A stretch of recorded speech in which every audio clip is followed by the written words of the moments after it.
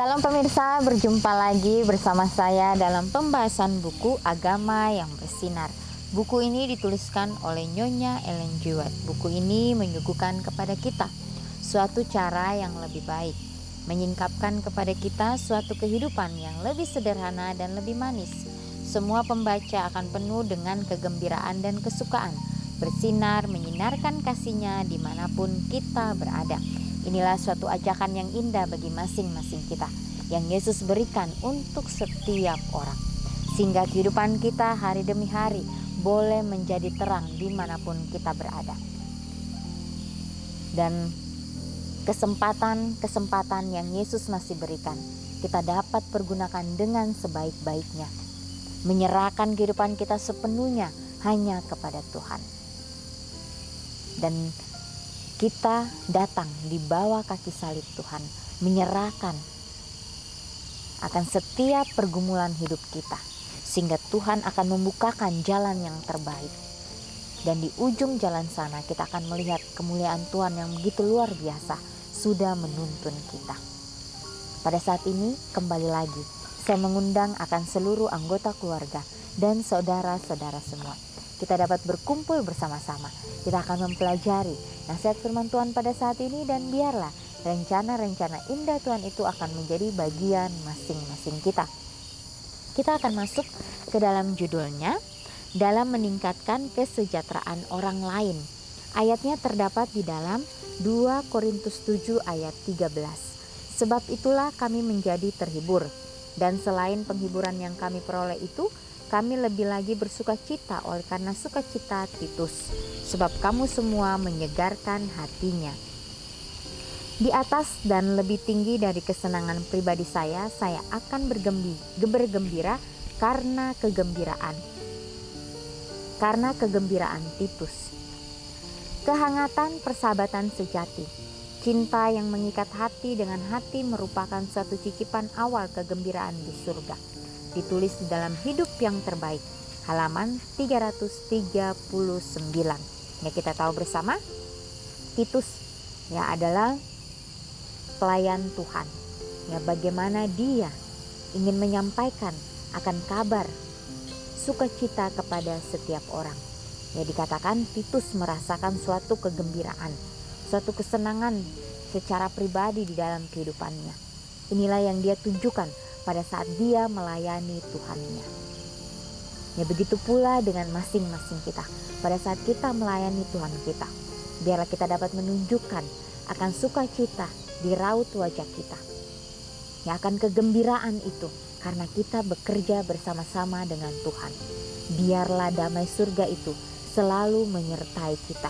Ya, walaupun kita merasakan letih, kita merasakan capek dan lain sebagainya, tetapi di sini Tuhan memberikan kelegaan kepada kita. Setiap apapun yang kita kerjakan dengan sepenuh hati kita. Disitulah kita akan mendapatkan damai dari surga. Setiap jiwa dilingkungi oleh suatu suasana yang tersendiri, suatu suasana yang barangkali diisi dengan kuasa iman yang memberikan hidup, keberanian serta pengharapan, dan sedap dengan keharuman kasih. Atau itu mungkin berat serta dingin, dengan kesuraman tidak puas dan mementingkan diri, atau beracun dengan noda yang mematikan dari dosa yang didambakan. Oleh suasana yang mengelilingi kita, setiap orang yang kita temui secara sadar atau tidak sadar ikut terpengaruh. Ya, jadi bagaimana kita bila mana kita berada di suatu lingkungan atau di suatu kelompok, di suatu perkumpulan, ya, setiap jiwa dilingkungi oleh suatu suasana yang tersendiri, suatu suasana yang barangkali diisi dengan kuasa iman yang memberikan hidup. Ya, bila kita berada di tengah-tengah masyarakat atau di keluarga kita, ya, apakah kita memberikan suatu hal yang positif bagi mereka, sehingga mereka melihat itu dan mereka juga dapat merasakan itu di dalam kehidupan mereka? Atau kita memberikan hal yang sebaliknya, hal yang buruk atau negatif, ya, sehingga orang lain melihat dan mereka juga merasakan ya kesedihan atau mereka merasa tidak nyaman di dalam kehidupan mereka. Pada saat kita berada di tengah-tengah orang-orang atau di tengah-tengah masyarakat, di keluarga kita, di tempat kerja kita, biarlah kita mau membawakan suatu hal-hal yang baik, hal yang positif, sehingga orang lain juga bisa merasakan itu di dalam kehidupan mereka. Ya, dikatakan di sini, atau itu mungkin berat serta dingin dengan kesuraman yang tidak puas dan mementingkan diri, atau beracun dengan noda yang mematikan dari dosa yang didambakan. Oleh suasana yang mengelilingi kita, setiap orang yang kita temui secara sadar atau tidak sadar ikut terpengaruh. Ya, jadi mereka akan terpengaruh dengan apa yang kita sudah lakukan. Ya, jadi kita harus menyadari bahwa kehidupan kita bukan hanya untuk diri kita sendiri, tetapi ada orang-orang di sekeliling kita yang melihat kita, yang memantau kita. Ya, apalagi si jahat, dia akan dengan cepat melakukan hal-hal yang dapat mempengaruhi kehidupan kita, sehingga kehidupan kita tidak berjalan dengan baik. Dia akan memutarbalikkan segala sesuatunya, sehingga kehidupan kita merasa bahwa ini adalah kehidupan yang baik-baik saja. Tetapi belum tentu di mata Tuhan. Ya, belum tentu di mata orang lain. Makanya kita harus hati-hati, kita harus waspada di dalam setiap apapun yang kita lakukan, sehingga kehidupan kita ini tidak menjadi racun atau noda yang mematikan bagi diri kita sendiri dan juga bagi orang lain. Kehidupan Kristus adalah pengaruh yang terus meluas tak terbatas, yang mengikat kita kepada Tuhan dan kepada seluruh keluarga umat manusia. Melalui Kristus, Tuhan telah menanamkan pada manusia suatu pengaruh yang menjadikan mustahil buat dia untuk hidup bagi dirinya sendiri. Secara individu kita berhubungan dengan sesama manusia sebagai bagian dari keluarga Tuhan yang besar, dan kita berdiri di bawah kewajiban yang timbal balik. Tidak ada orang yang bisa berdiri sendiri di luar sesamanya manusia, karena perwujudan setiap orang mempengaruhi orang lain. Adalah maksud Tuhan agar masing-masing merasakan dirinya perlu akan kesejahteraan orang lain dan berusaha untuk meningkatkan kebahagiaannya. Ini ditulis di dalam Seri Membina Jilid 5 halaman 258. Ya, jadi begitu luar biasanya nasihat firman Tuhan pada saat ini. Ya, kehidupan Kristus adalah pengaruh yang terus meluas tak terbatas. Ya, jadi pada saat Yesus berada di dunia ini, ya, dia mempunyai kehidupan yang begitu sempurna. Dia sudah hidup nyaman. Apapun yang Yesus lakukan, tidak ada sedikit cacat. Ya, tetapi pada saat dia melakukan segala sesuatunya, terlebih dahulu dia meminta akan tuntunan dari Bapaknya, supaya dia boleh terus kuat, supaya dia boleh terus bertahan di dalam prinsip-prinsip kebenarannya. Ya, dikatakan Yesus juga 100% manusia, 100% anak Tuhan. Tetapi Yesus dia tidak sembarangan menggunakan akan kuasa yang Bapaknya berikan di dalam kehidupannya. Ada hal-hal yang dia akan lihat, ya, sehingga di dalam apapun yang dia lakukan dengan sepenuh hatinya. Ya, dan juga kita tahu bersama bahwa ibunya Maria selalu membacakan akan nasihat firman Tuhan kepada Yesus. Ya, karena Maria tahu, ya, anak ini akan dipersiapkan untuk menebus akan dosa umat manusia. Sehingga Maria harus mempunyai hati yang kuat untuk menghadapi semuanya itu. Ya, terkadang pun Maria tidak mengerti dengan apa yang Yesus lakukan, karena Yesus selalu berpaut kepada Bapaknya. Tapi disinilah Kita tahu bahwa bila kita selalu mempunyai hubungan yang baik dengan Tuhan, ya ada orang-orang yang tidak akan mengerti dengan apa yang kita lakukan.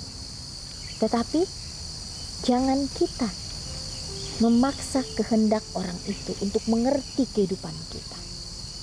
Kita doakan sehingga Tuhanlah yang akan memberikan pengertian kepada mereka. Bagian kita lakukan apa yang Tuhan inginkan di dalam kehidupan kita.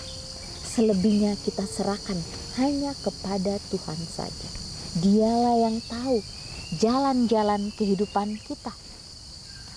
Secara individu kita berhubungan dengan sesama manusia sebagai bagian dari keluarga Tuhan yang besar, dan kita berdiri di bawah kewajiban yang timbal balik. Ya, jadi bagaimana kita memberikan hal yang positif kepada orang lain sehingga mereka juga dapat merasakan akan kasih Tuhan itu. Dan pada saat mereka merasakan itu, kita pun akan merasakan bagaimana kebahagiaan yang mereka sudah alami di dalam kehidupan mereka. Ya, dan mereka akan melakukan apa yang Tuhan kehendaki, dan disitulah bagaimana kita juga merasakan kebahagiaan itu menjadi bagian kita. Ya, tidak ada orang yang bisa berdiri sendiri di luar sesamanya manusia. Ya, jadi kita saling membutuhkan satu dengan yang lainnya. Karena perwujudan setiap orang mempengaruhi orang lain. Ya, adalah maksud Tuhan agar masing-masing merasakan dirinya perlu akan kesejahteraan orang lain. Ya, dan berusaha untuk meningkatkan kebahagiaannya. Ya, jadi betapa pentingnya di dalam mempelajari firman Tuhan, kita dapat meningkatkan kesejahteraan orang lain. Sehingga mereka pun merasakan bagaimana apa yang kita rasakan. Ya, sebagaimana Yesus pada saat dia berada di dunia ini. Pada saat dia melihat orang yang merasakan kesakitan, Yesus pun merasakan kesakitan itu. Pada saat Yesus melihat orang itu merasakan kesedihan, Yesus pun merasakan kesedihan di dalam kehidupannya. Pada saat orang itu berbeban berat, Yesus pun merasakan apa yang orang itu tanggung di dalam kehidupannya. Jadi Yesus tahu dan dia mengerti, dan dia akan memberikan ya kelegaan kepada setiap orang yang berbeban berat, yang bersedih, yang hatinya hancur dan lain sebagainya. Pada saat kita merasakan sukacita atau kegembiraan, Yesus pun merasakan kesenangan di dalam kehidupannya. Ya, jadi situasi apapun yang kita alami, Yesus mengerti, Yesus tahu. Jadi betapa pentingnya untuk kita menyerahkan kehidupan kita sepenuhnya hanya kepada Tuhan. Dialah yang tahu jalan yang terbaik untuk kita. Apa yang terbaik untuk kita dia sudah siapkan. Apakah kita mau mengikuti jalan yang Yesus berikan kepada kita? Kembali lagi, pilihan ada di pribadi lepas pribadi kita. Ya, kita hidup di detik-detik kedatangan Tuhan. Tentunya setan tidak akan tinggal diam. Dia akan mencari cara untuk menjatuhkan umat manusia dengan memberikan kenyamanan, dengan memberikan kebahagiaan, tetapi hanya sesaat di dunia ini. Yesus memberikan kebahagiaan itu dari saat ini hingga selamanya, hingga kekal. Ya, tidak akan pernah selesai kebahagiaan yang Yesus berikan kepada kita. Biarlah kita mau memilih berjalan bersama-sama dengan Tuhan, mempunyai pengalaman yang baru hari demi baru, sehingga kita dapat menceritakan akan kasih Kristus, akan kemurahan Tuhan di dalam kehidupan kita setiap harinya. Ya pemirsa, biarlah hari ini kita boleh mengambil komitmen kita. Setiap komitmen yang kita sudah buat hari demi hari, kita doakan itu, sehingga kita dapat praktekkan di dalam kehidupan kita. Ya, bukan hanya kita teori dan teori, tetapi biarlah kita mempunyai kehidupan yang seimbang. Ya, praktek dan teori itu kita dapat lakukan, berjalan bersama-sama. Ya, sehingga kehidupan kita boleh menjadi terang, boleh bersinar dimanapun kita berada. Ya pemirsa, inilah nasihat firman Tuhan pada saat ini. Kita akan berjumpa lagi di kesempatan yang berikutnya dan Tuhan memberkati.